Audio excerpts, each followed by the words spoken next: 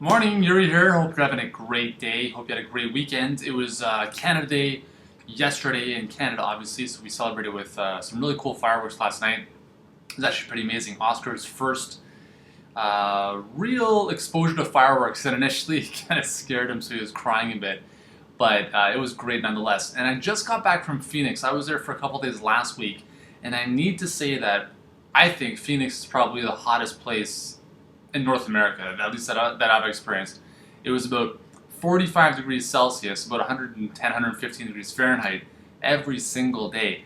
And although I love the heat, I've never experienced it to that level. It was just absolutely like a convection oven coming at me. So that prompted me to put this video together for you because I wanted to talk about the fact that, well, it's summertime, at least here in the Northern Hemisphere, and a lot of us are exercising outdoors in the heat.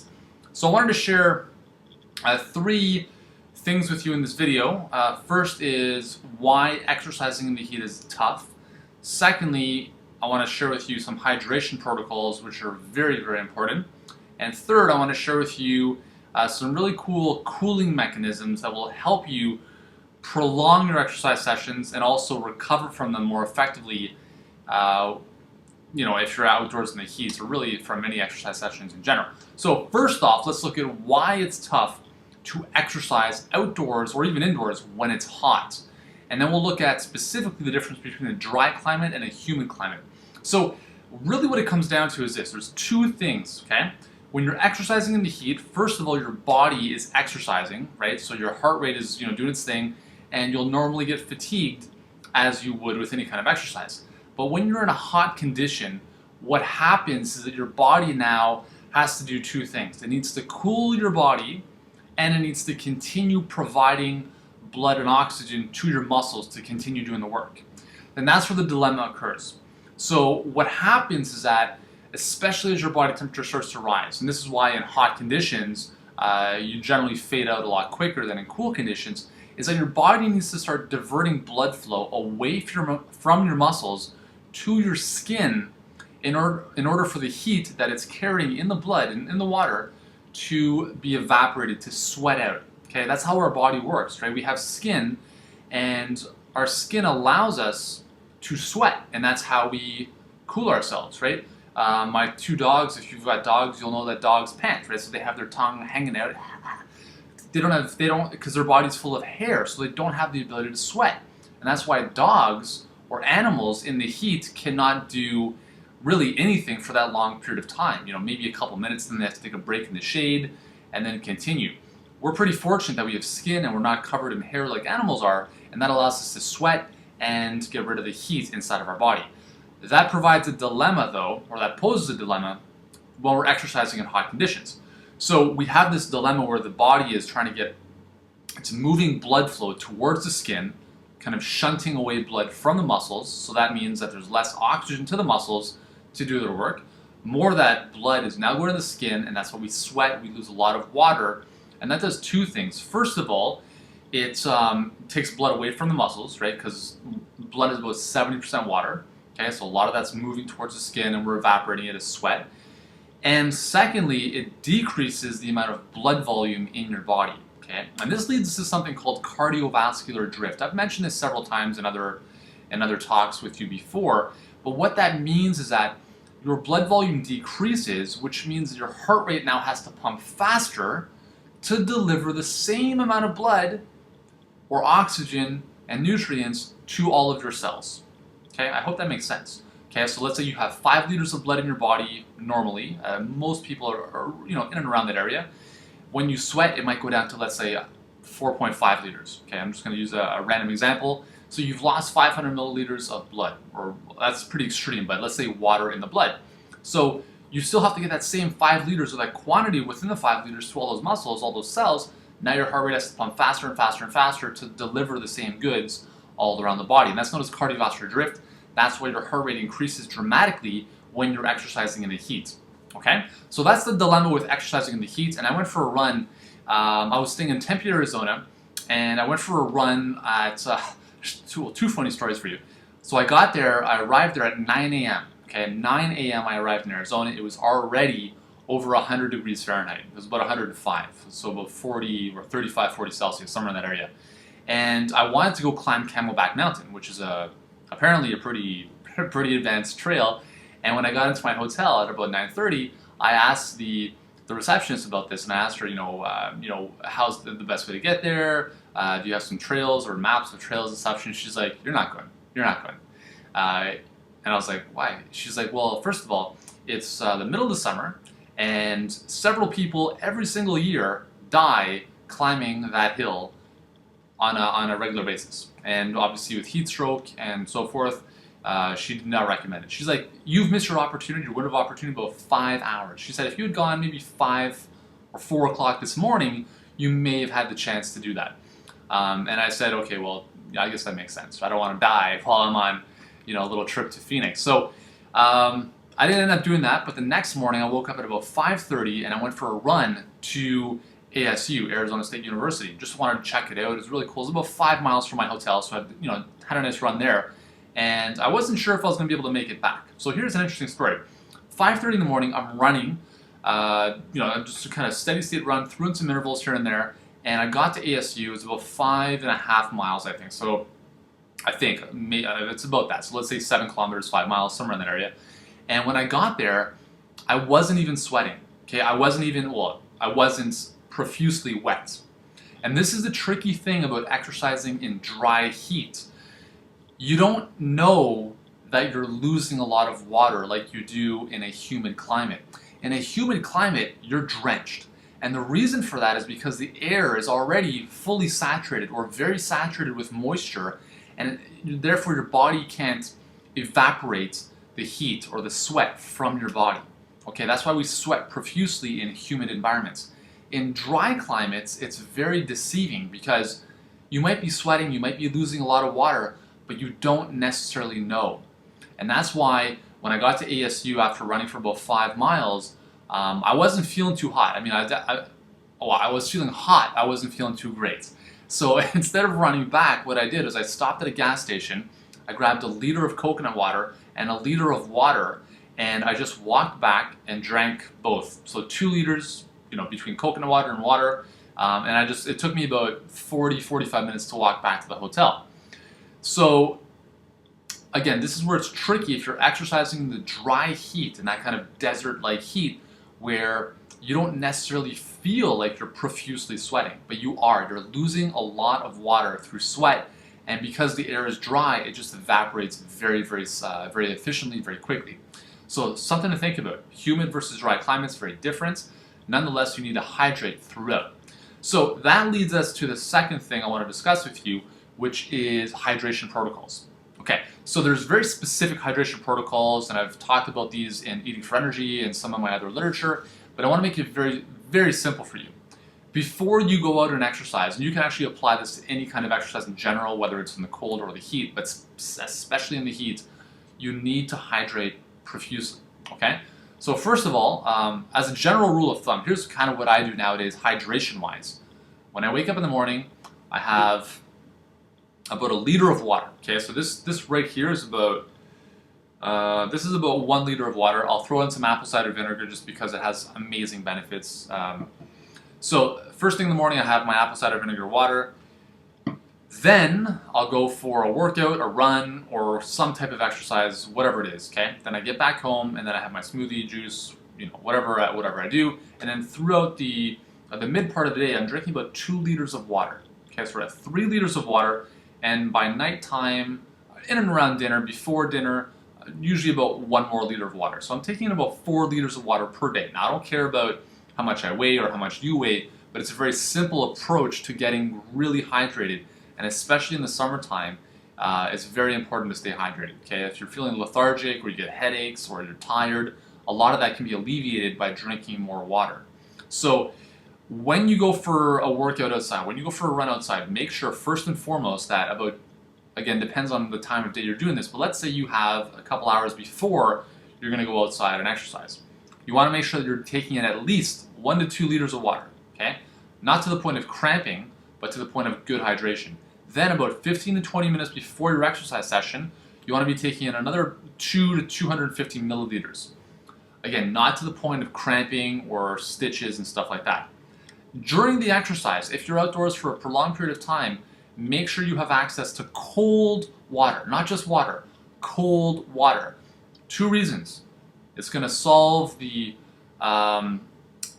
issue that your body has with cooling its body temperature. So if you can drink ice cold water on a hot day, it's going to help your body reduce its core temperature, and that's going to help you prolong your ability to exercise in the heat.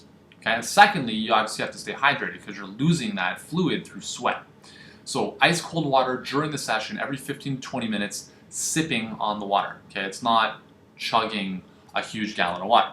So depending on the length of your exercise session, whether it's 30 minutes or an hour, hour and a half, every 15 to 20 minutes, sipping on 50 to 100 milliliters of water as much as possible. If it's a prolonged exercise session and you are losing excessive amounts of sweat and electrolytes as a result, electrolytes being like sodium, chloride, potassium, you need to replenish those during as well as after your session. So let's say I'm playing, for instance, as an example, yesterday I played 3.5 hours of tennis with my brother. We played at 9 in the morning. We finished at 12:30. I did not feel that great because I only had 1 bottle of water with me, and that was it. And it was pretty hot. The sun was beating down, and I definitely felt the effects. Thankfully, I won the game in 4 sets, but I was not feeling good by the 4th set. The reason for that is because I wasn't hydrated properly. What I should have done was I had my ice cold water. I should have had 2 of them, and a coconut water or a natural sports drink. Because what happens is not only am I burning the sugars during that period of time, but I'm also losing those electrolytes, which need to be replenished to help my body to function properly. Okay, when you start getting lucid and all kind of weird, that's because you're low in blood sugar and those electrolytes are leaving your body. You need to replenish those. So I personally believe that if you can find, and thankfully coconut water has come on the market like a rampage, so you can get coconut water pretty much everywhere now. So it's really nature's natural sports drink.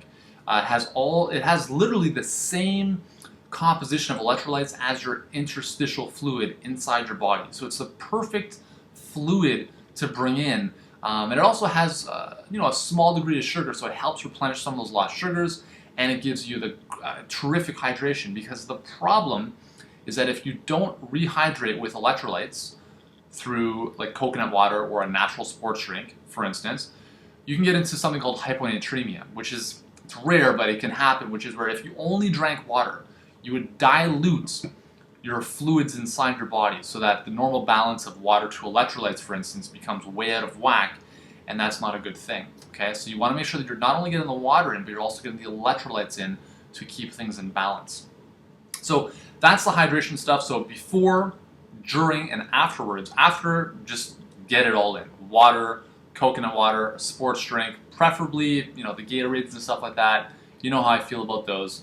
But if you can find coconut water, I really do think it is the best option because it is natural and it's tremendous. It gives you the exact same benefit of a Gatorade actually it's better than Gatorade without all the nonsense, colors and stuff like that. So after the workout, you want to get to the point where when you go to the bathroom and urinate, it's clear. Okay, so there's no dark yellow urine, which would be an indication of severe dehydration. You want to get to the point of rehydrate your body so that your urine essentially looks like water. Okay? Now, one more thing I want to mention before I end this video is some cooling techniques. So I don't know if you have access to this, and I probably doubt that you do unless you're a professional football player.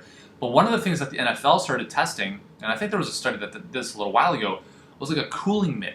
So what they had these NFL players do is when they came on the bench, they put them in this kind of like, imagine my hand going in this, imagine there was no water in here, and I put my hand in this chamber, and it was a vacuum sealed chamber, and it circulated ice cold water, like almost ice cold water. And what that did was, even though it was on their hand, it helped to cool their overall core temperature.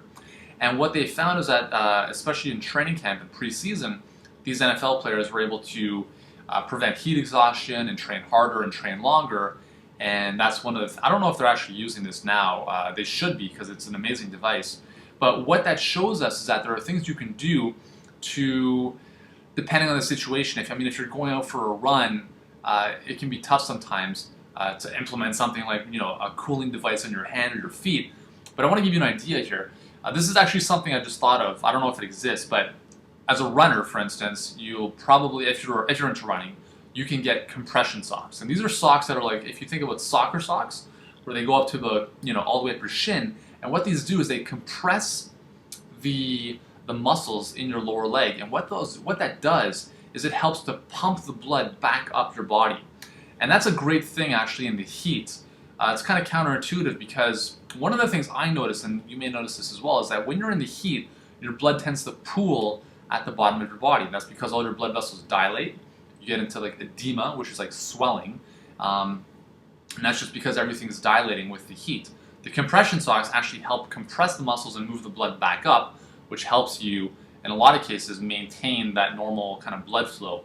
And it makes it easier on your heart, so your heart doesn't have to pump as hard to get that blood back up to the heart and so forth. So compression socks are a pretty good option. I don't know if they have like compression socks combined with like some kind of cooling devices in the compression socks. In those cases, I think that would be pretty cool because you get the combined effect of compression plus cooling, and that might be something of interest to potential researchers. I'm not too sure. So that's some stuff you can do during the activity. Other than the fact that obviously exercising in the shade, if you're on two sides of the road and you're going for a run, if there's a sunny side and a shady side, stay on the shady side. Okay, it makes sense. Secondly, post-exercise, in terms of really helping you recover quickly, is again trying things like a hot, or not even a hot, but just a cold contrast shower. So you're taking a shower, and for let's say a minute, turn it to freezing cold and just blast that on your legs at the very least. Okay, because what that's going to do is it's going to constrict all your blood vessels, and that's going to pump all that blood right back up to your heart. And that's going to help your legs feel a lot more alive and energetic after your session. Okay, so anytime you're in the heat, think about ways where you can incorporate cooling mechanisms. Anything that has something to do with colds is probably going to be beneficial for you. Okay, so if the heat pack, if you have, sorry, not a heat pack, but one of those ice packs, put it in the back of your head where your hypothalamus is. It's going to help you cool your body temperature very quickly. That's something I use during a lot of our soccer matches. If we're playing midday, I'll bring like a cooler with some ice packs in there, and I'll throw an ice pack on my head at halftime for about 5 minutes, and it helps bring down my heart rates and my body temperature dramatically. Another thing you can do is if you have a water bottle with you, if you have ice cold water, just drizzle on your head. That's going to help cool things down as well. So you want to incorporate these mechanisms that are going to help you cool your body temperature. That's the key with this heat stuff, is that you need to cool your body temperature as much as you can during the session. And the cool thing about exercising in the heat is that your body gets used to it. So thanks to things like heat shock proteins and other mechanisms in your body, the more you exercise in the heat, the easier it becomes over time, because your body starts to learn how to conserve its energy, how to dissipate heat more effectively. So if it's hot and it's the first time going out, it's going to be tough first time. It will gradually get easier, like with anything else, with practice. Now, I'm not saying go out and exercise intensely at lunch.